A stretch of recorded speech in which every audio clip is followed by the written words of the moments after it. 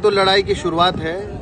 Basically बहुत ही जल्दी में, हड़बड़ी में और देश को गुमराह करके अपने शक्ति के बदौलत, अपने बहुमत के बदौलत केंद्र सरकार ने मनरेगा जैसी एक स्कीम जो गरीबों के लिए, कमज़ोरों के लिए और मजदूरों के लिए, देश के मजदूरों के लिए, सबसे कमतर लोगों, कमज़ोर लोगों के लिए एक वरदान था, उसको ख़त्म करने का काम किया है। तो ख़त्म करके एक नई स्कीम लेकर आया है, जो स्कीम जो दिखाने के लिए तो ये कहता है कि 120 दिन का हम रोज़गार देंगे, लेकिन जब ये मनरेगा जैसी स्कीम सिर्फ 40 से 45 और 52 दिन तक ही एक साल में दे पाई, तो 125 दिन से सिर्फ गुमराह करने वाली बात है।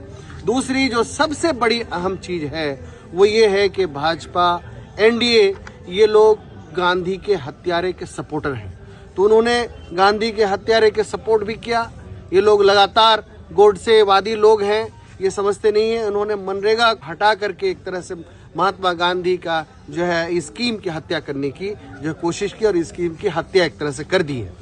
तीसरी बात जो सबसे अहम है वो ये है कि इस नई स्कीम के तहत कोई भी राज्य को 40%, 40% उसको अपना धन देना पड़ेगा। इसमें जो मनरेगा में 90% केंद्र सरकार की थी और राज्य की मात्र 10% थी। तो बिहार जैसे गरीब राज्य और दूसरे बहुत सारे गरीब राज्य हैं जो आज भी बोलते हैं कि हमें इस पे स्टेटस चाहिए, आज भी वर्ल्ड बैंक और तरह तरह के कर्ज से डूबा हुआ है, पूरी तरह से कोई अपना स्रोत नहीं बढ़ा पा रहा है। इस राज्य में ऐसे राज्य 40% जो है मनरेगा में कैसे दे? मतलब ये है कि कुछ दिनों के अंदर ही ये इस स्कीम को, जो नया स्कीम लेकर आए, वो भी खत्म हो जाए। हम लोग किसी भी सूरत में इसको मानने के लिए तैयार नहीं है। पार्लियामेंट के अंदर हमारे कांग्रेस के नेता, हमारे गठबंधन के नेता, महा इंडिया गठबंधन नेताओं ने मजबूती से पक्ष रखा कि इसको वापस करिए, इसको जो है स्थायी कमेटी भेजिए ताकि फिर से देखा जाए, लेकिन नहीं माना।